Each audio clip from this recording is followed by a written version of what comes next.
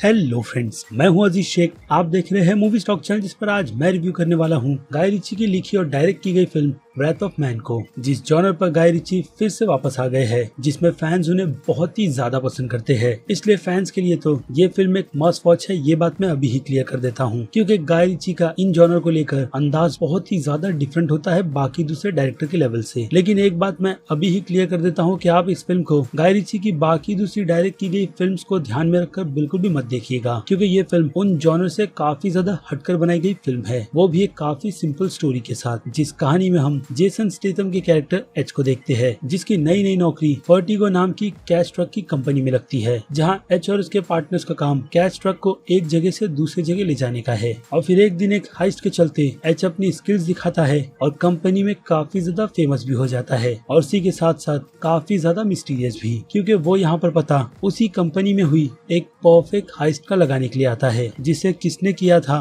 और इन सब के पीछे एच का क्या राज है, वही सारी की सारी डिटेल्स जानने के लिए आपको देखनी होगी फिल्म ब्रेथ ऑफ मैन, जिसकी लेंथ ऑलमोस्ट 2 घंटे की है। बट अनफॉर्चुनेट इस फिल्म को ऑन डिमांड हिंदी में रिलीज नहीं किया गया, और ये फिल्म किसी स्ट्रीमिंग प्लेटफॉर्म पर नहीं बल्कि याद रहे ऑन डिमांड रिलीज की गई है, यानी कि अमेजॉन, आईट्यून जैसे प्लेटफॉर्म पर, जिसे देखने के लिए आपको कम से कम $17 से $19 पे करने होते हैं। बाकी मुझे लगता है ये फिल्म बुक माई शो के स्ट्रीमिंग ऐप पर जल्दी हिंदी डब में रिलीज हो सकती है, अब इसके चांसेस है फिल्म के कंटेंट के हिसाब से। तो चलिए अब फिल्म के डिटेल रिव्यू में बढ़ते हैं, वो भी बिल्कुल स्पॉइलर फ्री। लेकिन आगे बढ़ने से पहले अब एक छोटी सी रिक्वेस्ट, जो कि है चैनल को सब्सक्राइब, वीडियो को लाइक और शेयर करने की।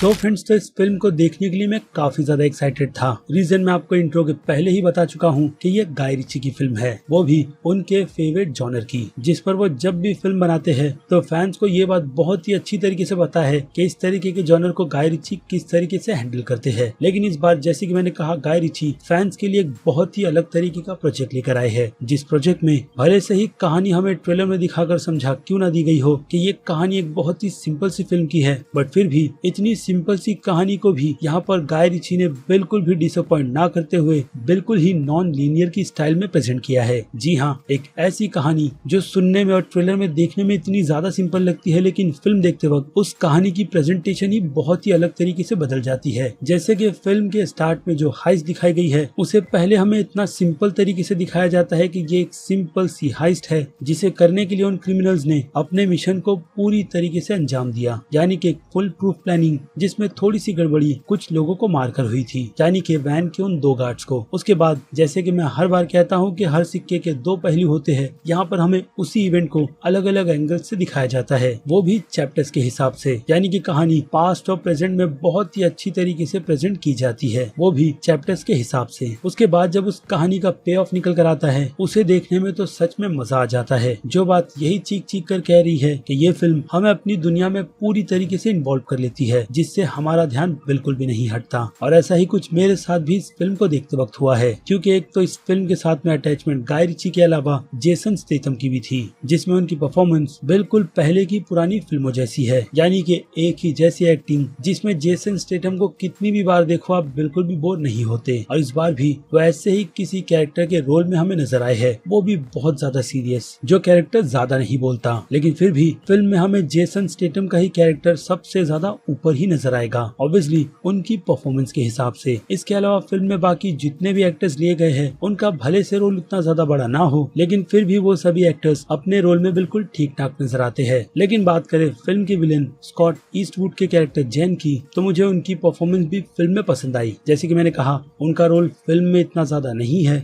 लेकिन उनकी परफॉर्मेंस आपको इस बार बाकी दूसरी फिल्मों की तरह बिल्कुल भी डिसअपॉइंट नहीं करेगी। और मुझे लगता है कि स्कॉट को इसी तरीके के रोल करने चाहिए जो उन पर बिल्कुल फिट बैठते हैं। और अब चलिए एक्टर से हटकर आते हैं फिल्म के डायरेक्शन पर, जो सच में काफी ज्यादा अच्छा है और बहुत ही डिफरेंट अंदाज का भी। इन सब के अलावा और अगर किसी चीज की तारीफ की जाए तो वो है फिल्म का कमाल का बीजीएम, जिसका एक्सपीरियंस आपको काफी अच्छे ईयरफोन्स या फिर हेडफोन को लगाकर ही लेना चाहिए। और इसी की वजह से ये फिल्म आपका इंटरेस्ट इस पूरी फिल्म में बहुत ही अच्छी तरीके से बनाने में भी कामयाब होती है। बाकी बात करें फिल्म की एडिटिंग की, तो फिल्म की एडिटिंग भी कमाल की गई है, लेकिन अगर उसमें भी डिसअपॉइंटमेंट की बात करें तो फिल्म फिल्म की ये 2 घंटे की ऑलमोस्ट पेस हिसाब से थोड़ी सी ज्यादा लंबी लगती है, लेकिन फिर भी फिल्म अपने ट्रैक को संभालने में पूरी तरीके से कामयाब हुई है। तो चलिए अब फिल्म की बाकी दूसरी डिटेल मैं इसकी रेटिंग के टाइम पर डिस्कस कर लेता हूँ। जिनमें अगर मैं बात करूँ फिल्म के एक्शन की, तो डेफिनेटली फिल्म के एक्शन के लिए तो 5 में से 4 स्टार की रेटिंग तो बनती ही है। भले से ही फिल्म में हैंड टू हैंड कॉम्बैट नहीं देखने मिला हो हमें जेसन स्टेथम का, लेकिन फिर भी गन फाइट देखने में बहुत ही ज्यादा मजा आता है, जिसे आप जॉन विक की फिल्मों से बिल्कुल भी कंपेयर मत कीजिएगा, क्योंकि उस लेवल में ये फिल्म आपको डेफिनेटली डिसअपॉइंट करेगी। लेकिन अगर रियलिस्टिक की बात करें तो उस हिसाब से एक्शन अच्छे है। और कॉमेडी पर आए तो कॉमेडी के लिए मेरी रेटिंग बनती है 5 में से आधे स्टार की। भले से ही फिल्म सीरियस क्यों ना हो, लेकिन कुछ डायलॉग्स आपको हंसाने में कामयाब होते हैं, खास करके लेट द पेंटर पेंट्स, और इसके अलावा भी कई सारे डायलॉग्स हैं जिनमें गालियां भरी पड़ी है। और अब बात करें इसके ड्रामा की, तो ड्रामा के लिए मैं रेटिंग 5 में से 3 स्टार की दूंगा इस फिल्म को। भले से ही फिल्म की कहानी कई ज्यादा सिंपल क्यों ना हो, लेकिन जैसे कि मैंने कहा उसकी प्रेजेंटेशन बहुत अच्छी है, जो हमें यही सिखाती और बताती है कि ऐसी सिंपल स्टोरी को भी बहुत ही अच्छी तरीके से बनाकर प्रेजेंट किया जा सकता है, ताकि ऑडियंस का इंटरेस्ट ऐसी सिंपल सी स्टोरी में भी बहुत ज्यादा रहे। और अब सस्पेंस की बात करें तो उस हिसाब से सस्पेंस की रेटिंग भी 5 में से आधे स्टार की तो बनती ही है, जिसका पता अगेन आपको फिल्म देखने के बाद ही चलेगा। और अब आ जाए इसके थ्रिल पर, जिसमें मैंने हॉरर बिल्कुल भी इंक्लूड नहीं किया है, तो बीजीएम का जो लेवल है उसके हिसाब से तो फिल्म के थ्रिल का लेवल भी वैसा ही है, जिसके चलते इसके थ्रिल को मैं 5 में से 3.5 स्टार की रेटिंग दूंगा। और अब मासेस ऑडियंस की बात करें तो ये फिल्म मासेस ऑडियंस को भी काफी ज्यादा ध्यान में रखकर बनाई गई है, जिसे देखते वक्त उन्हें काफी ज्यादा मजा आएगा। इसलिए मासेस ऑडियंस की नजर में ये फिल्म एक ही रेटिंग डिजर्व करेगी। और बात करें क्रिटिक्स की, तो क्रिटिक्स को भी ये फिल्म अच्छी ही लगी है, यानी कि उनके नजर में इस फिल्म की रेटिंग है B+ की। और बात करें मेरी, तो मैं इस फिल्म को सीधे सीधे A- की रेटिंग दूंगा। रीजन मैंने आपको इस वीडियो में बहुत ही अच्छी तरीके से एक्सप्लेन किया है, बाकी का एक्सपीरियंस आपको फिल्म देख कर लेना है। वेल, तो ये था मेरा पर्सनल ओपिनियन गाय रिची की फिल्म ब्रेथ ऑफ मैन को लेकर, कि मुझे पर्सनली ये फिल्म कितनी ज्यादा पसंद आई है और कितनी नहीं। बाकी आप अपनी राय मुझे कमेंट में लिखकर जरूर बता सकते हैं, और हाँ, इस वीडियो को लाइक कर भी। तो अब चलिए खत्म करते हैं वीडियो को यहीं पर। मैं हूँ अजीज शेख, आप देख रहे थे मूवी स्टॉक चैनल, जिसे अगर आपने अभी तक सब्सक्राइब नहीं किया है तो सब्सक्राइब कर लीजिए, और बगल में बने हुए इस बेल आइकन के साथ साथ नोटिफिकेशन को भी ऑल पर क्लिक कर दीजिएगा। बाकी मैं मिलूंगा जल्दी आपसे दूसरी किसी वीडियो में किसी और फिल्म या फिर किसी और सीरीज के टॉपिक पर बात करते हुए। तब तक के लिए तो आप मेरे चैनल के बाकी दूसरे वीडियोस को एंजॉय कीजिए, और टिल देन बाय।